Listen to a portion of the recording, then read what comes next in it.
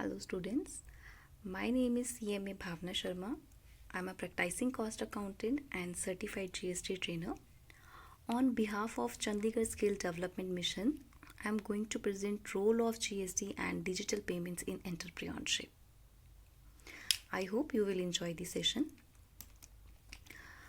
So, we have two type of taxes. One is direct tax and indirect tax. Indirect taxes वो taxes होते हैं जो goods and services पे charge किए जाते हैं और जिसका बर्डन जो है वो शिफ्ट कर दिया जाता है to the ultimate consumer. Direct taxes वो टैक्सेस होते हैं जो इनकम पे चार्ज किए जाते हैं और जिसका बर्डन शिफ्ट नहीं किया जा सकता है. तो जिस पर्सन ने इनकम अर्न करी है टैक्स वही पे करेगा. Example of indirect taxation like GST, customs, stamp duty, central sales tax जिसे हम CST भी बोलते थे और वैल्यू एडिड टैक्स जिसे हम वैट भी बोलते थे. ये सारे एग्जाम्पल हैं हमारे इनडायरेक्ट टैक्सेशन के जो गुड्स एंड सर्विसेज पे चार्ज किए जाते थे. डायरेक्ट टैक्सेशन के एग्जाम्पल्स हो सकते हैं हमारे इनकम टैक्स जैसे salary, income from house property, capital gain, income from other sources and income from business and profession. Corporate tax, wealth tax and gift tax. तो ये सारे टैक्सेस चार्ज किए जाते हैं इनकम पर. Now concept of GST. So concept of GST is based on destination based और consumption based tax. इसका मतलब ये है कि जो भी स्टेट गुड्स या सर्विसेज कंज्यूम कर रही है वहाँ पे टैक्स कलेक्ट किया जाएगा. उस स्टेट की गवर्नमेंट टैक्स कलेक्ट करेगी. इसको इस तरीके से लेते हैं कि पुराने सिस्टम में क्या होता था, वहाँ पे ओरिजिन ऑफ टैक्स का कॉन्सेप्ट था.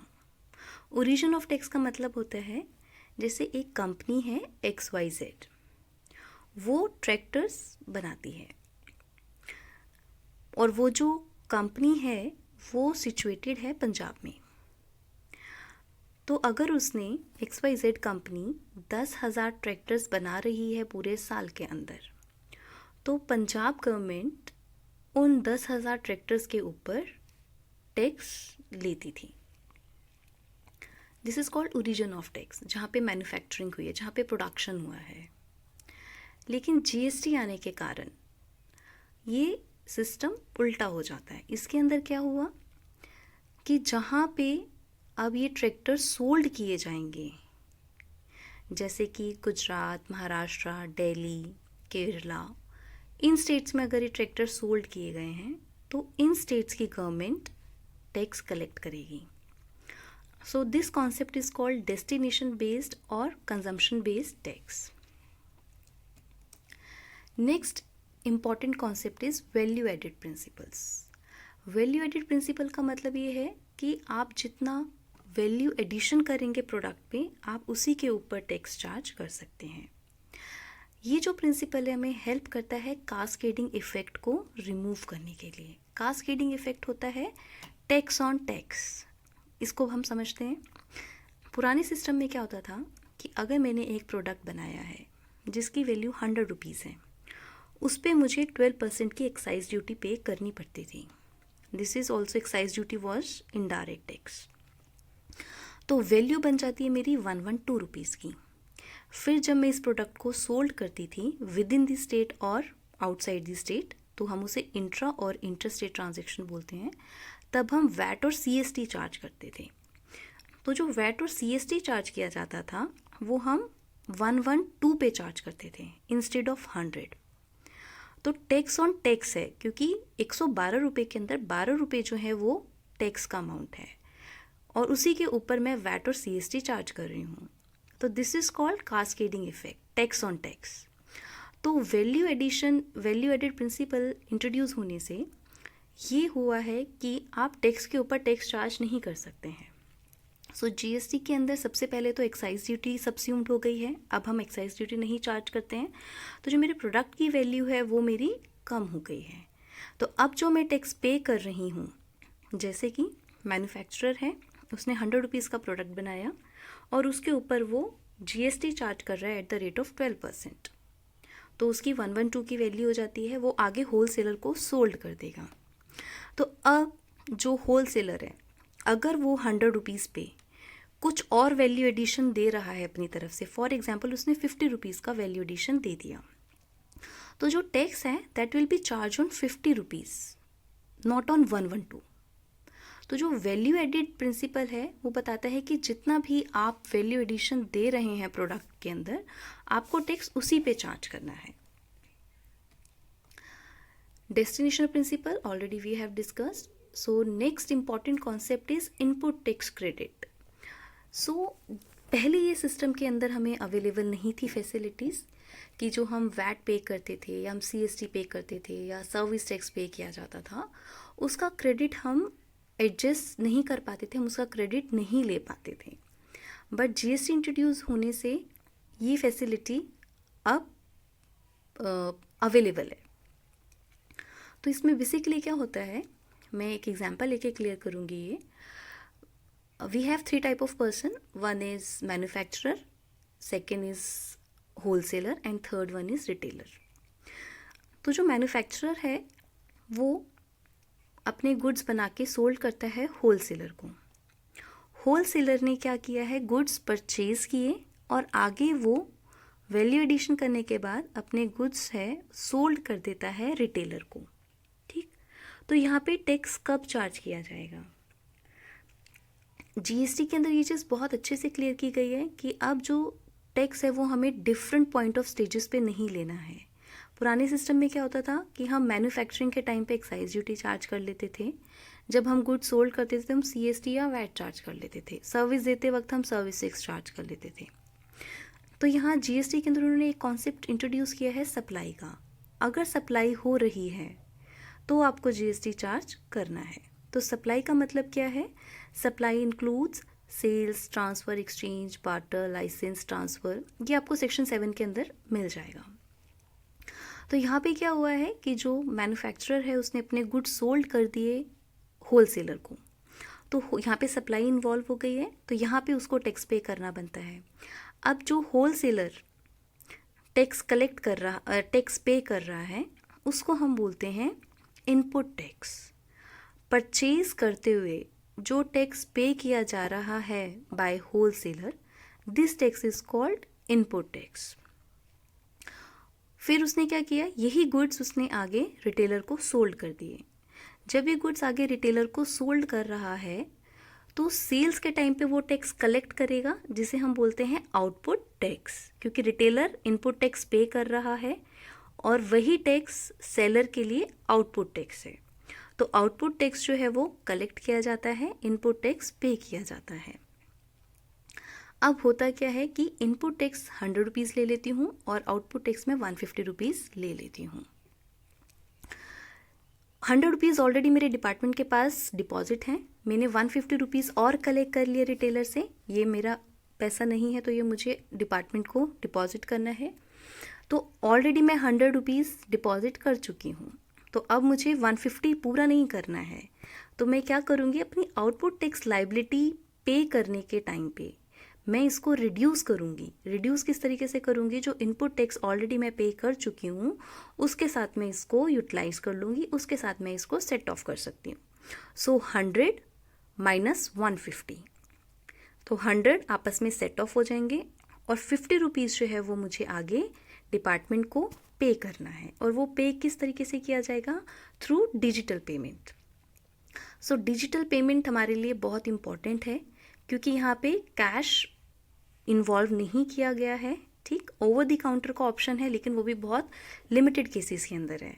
तो जो भी हमें पेमेंट करनी है, चाहे हमें इंटरेस्ट की पेमेंट करनी है, चाहे हमें पेनल्टीज़ पे करनी है, चाहे हमें टैक्स का अमाउंट पे करना है डिपार्टमेंट को, तो वो हमें सब कुछ डिजिटलाइज्ड है, डिजिटल पेमेंट के थ्रू हमें वो पे करना है। That we will discuss later on. GST जो है वो इंट्रोड्यूस हुआ था इंडिया में 1 जुलाई 2017 को और मोर देन 150 कंट्रीज़ हैं जहाँ पे GST एप्लीकेबल है। इंडिया ने जो मॉडल ऑप्ट किया है that is dual GST model. इसका मतलब क्या है, ड्यूअल GST मॉडल का मतलब है जहाँ पे पावर दी गई है सेंट्रल गवर्नमेंट को एंड स्टेट गवर्नमेंट को to make the law, to levy the tax, levy the GST. पहले क्या होता था, इसको एक और नाम से भी बोलते हैं, that is unified system. Unified system में क्या होता है, जहाँ पे सिर्फ सेंट्रल गवर्नमेंट, जो एक गवर्नमेंट होती है, वही टैक्स कलेक्ट करती है, वही टैक्स चार्ज करती है. लेकिन इंडिया के अंदर ये ड्यूअल जीएसटी मॉडल है. दैट्स मीन यहाँ पे central government and state government जो है वो टैक्स चार्ज करेंगी और वो कलेक्ट करेंगी, इसलिए इसको ड्यूअल जीएसटी मॉडल बोला जाता है. लाइक फॉर मोर क्लैरिटी, मैं एक प्रोडक्ट परचेज करके लेके आती हूँ जिसका रेट है 18%. जो 18% है उसको हम डिवाइड कर देंगे 2 पार्ट्स में, 9% and 9%. So 9% will be collected by the central government and 9% will be collected by the state government और यूनियन टेरिटरी गवर्नमेंट. जो UTGST है वो चार्ज किया जाएगा. So constitutional amendment, this 101 first amendment जो है, this is very important. GST introduce करने के लिए हमें कुछ कॉन्स्टिट्यूशनल के अंदर चेंजेस करने थे, तो ये वही अमेंडमेंट है. यहाँ पे उन्होंने ये बताया है कि जो सेंट्रल गवर्नमेंट और स्टेट गवर्नमेंट है उनको एम्पावर किया गया है कि वो GST से रिलेटेड लॉ बना सकती हैं. सेकेंड पॉइंट के अंदर उन्हें पावर दी गई है कि वो GST चार्ज कर सकती हैं. सो जो सेंट्रल गवर्नमेंट है वो CGST चार्ज करेगी, जो सेंट्रल गवर्नमेंट है वो IGST चार्ज करेगी, UTGST भी चार्ज किया जाएगा बाय सेंट्रल गवर्नमेंट, और SGST जो है वो रिस्पेक्टिव स्टेट्स चार्ज करेंगे. उसके अंदर नेक्स्ट पॉइंट उन्होंने ये बताया है कि कुछ प्रोडक्ट्स हैं जो GST रिजीम से आउट रखे गए हैं, ठीक है. तो वो हमें कौन से बताते हैं, दैट इज़ अपने ये 6 प्रोडक्ट्स हैं, like petroleum crude oil, HSD, motor spirit, natural gas, aviation turbine fuel, alcoholic liquor for human consumption. ठीक है, तो ये 6 टाइप ऑफ कैटेगरीज के प्रोडक्ट्स हैं जो अभी GST जिनके ऊपर चार्ज नहीं किया जा रहा है. जब भी GST काउंसिल अप्रूव कर देगी, सो GST काउंसिल बेसिकली क्या होती है, अभी इसके अंदर 33 मेंबर्स हैं और जो कि हेड कर रही हैं इसको, जो यूनियन फाइनेंस मिनिस्टर हैं वो इनको हेड कर रही है, और बाकी हमारी जितनी भी स्टेट्स हैं उनके जो मेंबर्स होते हैं, फाइनेंस मेंबर होते हैं, यूनियन मेंबर्स होते हैं, वो सारे इसके पार्ट होते हैं. तो जब भी GST काउंसिल इनको अप्रूव कर देगी कि इनको GST के दायरे में लेके आना है, तब इन पे GST चार्ज हो जाएगा. सो अभी इस पे एक्साइज ड्यूटी और जो नॉर्मल वैट और CST है वो चार्ज किया जा रहा है. इसके अंदर पॉइंट नंबर E जो है, that is important. This is related to import of goods and services. तो import of goods and services को कुछ अलग तरीके से डील नहीं करना है, इसको हम ट्रीट करेंगे इंटर स्टेट ट्रांजेक्शन के जैसे. So we have 2 type of transaction, one is intra state and second one is inter state. So intra में क्या होता है, जब गुड्स एंड सर्विसेज प्रोवाइड की जाती हैं विद इन द स्टेट, उसको हम इंट्रा स्टेट ट्रांजेक्शन बोलते हैं. उस केस के अंदर चार्ज किया जाता है CGST एंड SGST.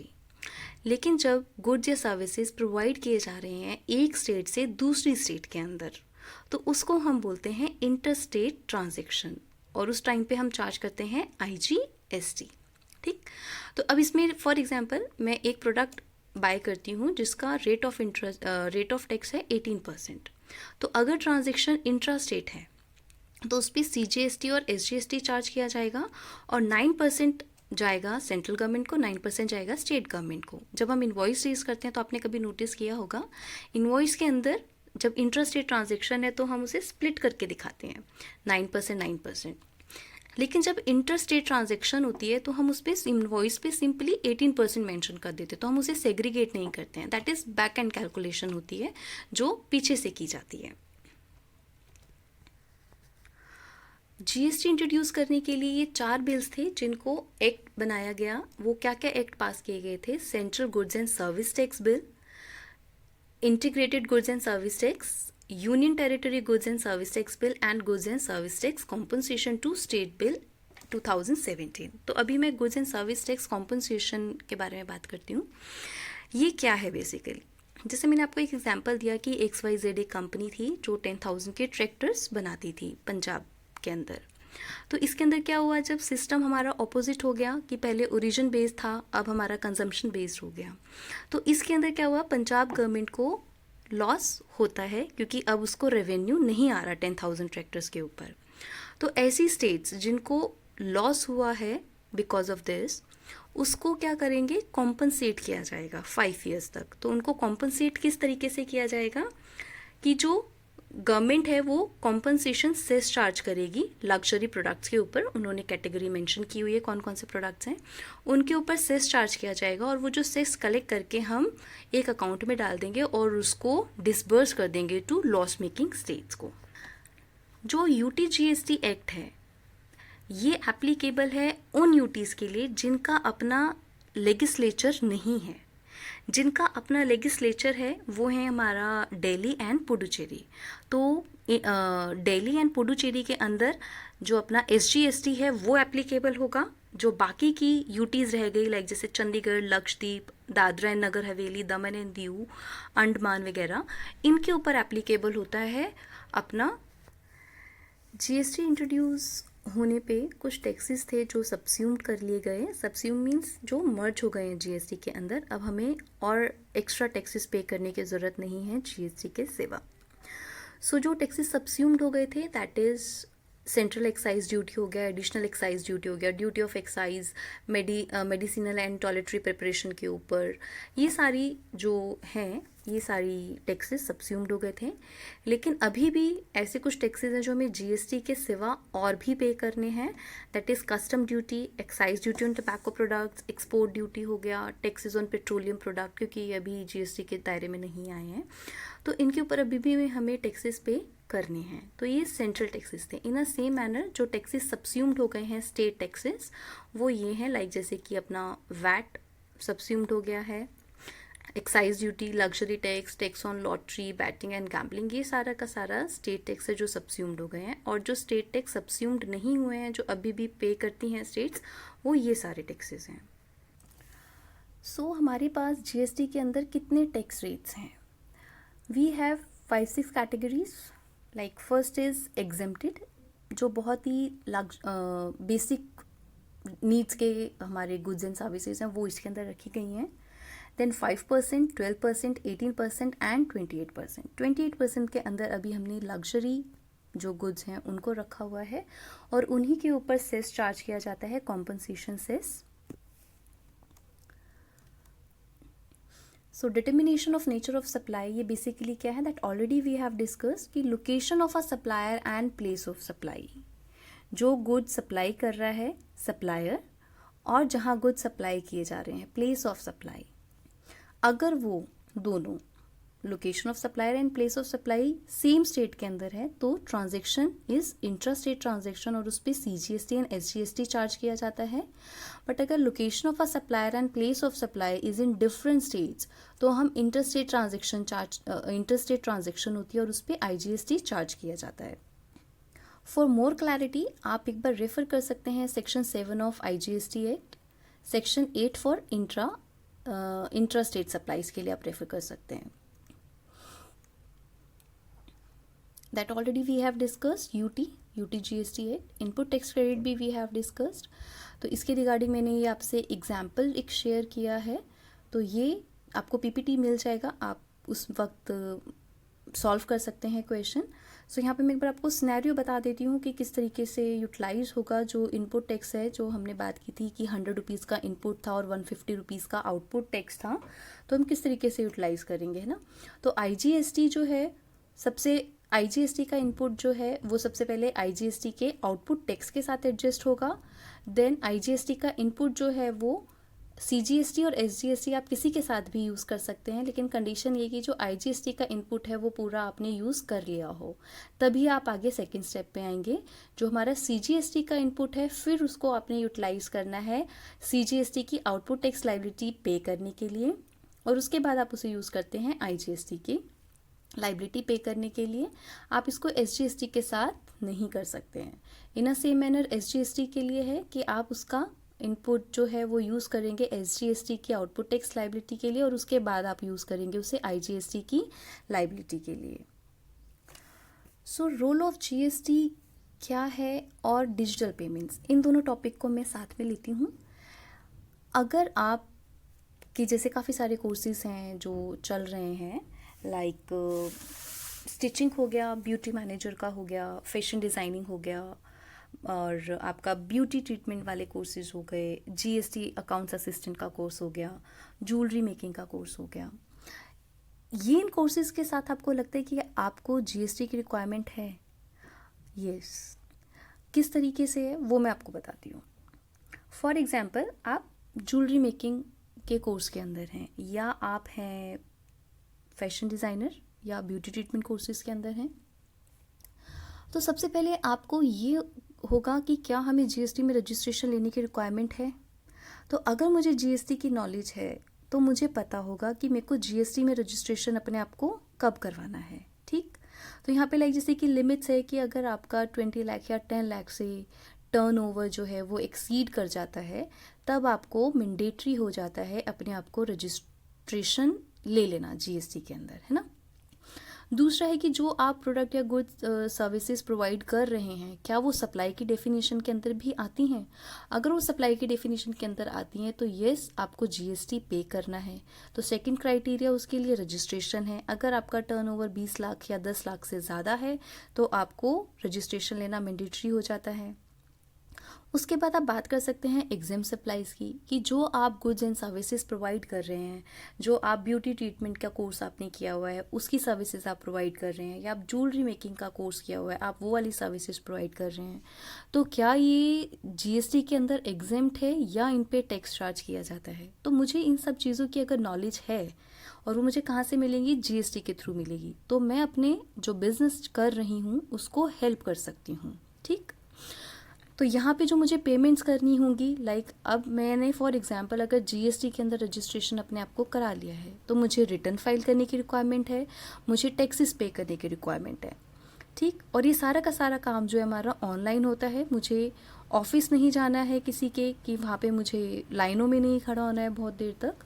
तो यहाँ पे क्या मुझे किस तरीके से हेल्प करता है कि अगर मैंने रिटर्न फाइल करनी है तो मैं ऑनलाइन फाइल कर सकती हूँ। अब मैंने रिटर्न फाइल कर दी है, मुझे टैक्सेस पे करने हैं, तो वो मैं किस के थ्रू कर सकती हूँ, वो मैं डिजिटल पेमेंट के थ्रू कर सकती हूँ। जीएसटी के अंदर कैश इन्वॉल्व किया ही नहीं है, सिर्फ एक ही मेथड है, that is over the counter method, जहाँ पे कैश इन्वॉल्व है। वो भी स्पेसिफिक केसेस हैं कि आप वो कब कर सकते हैं।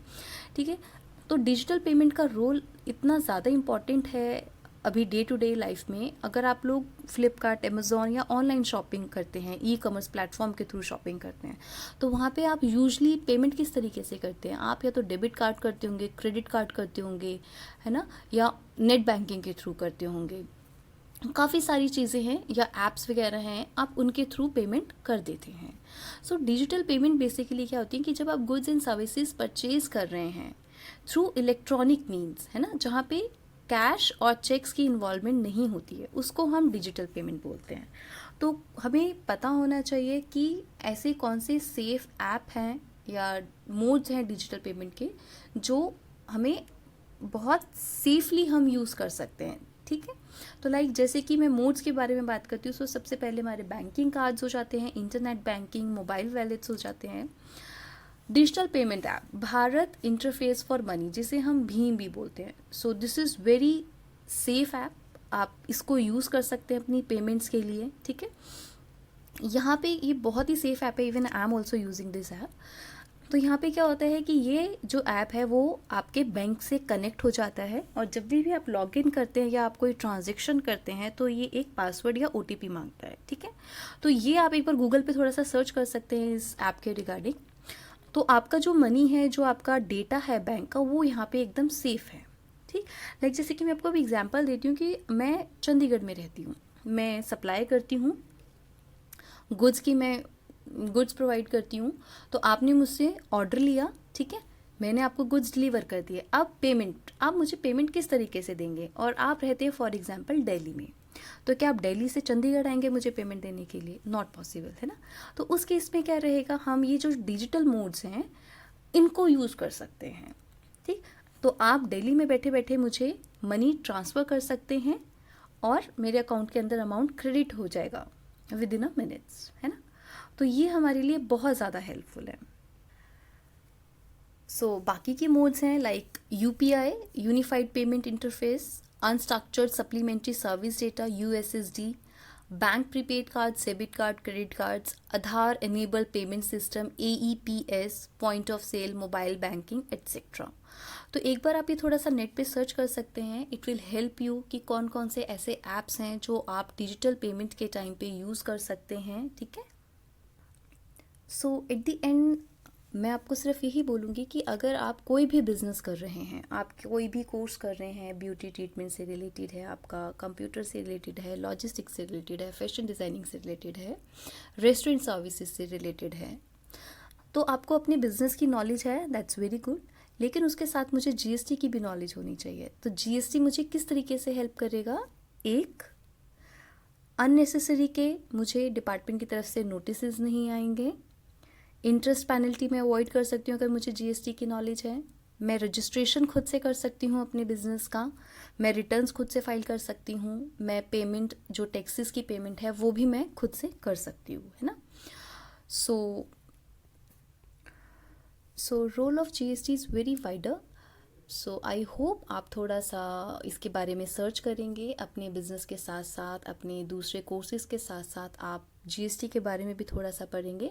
So it will help you. Thank you so much.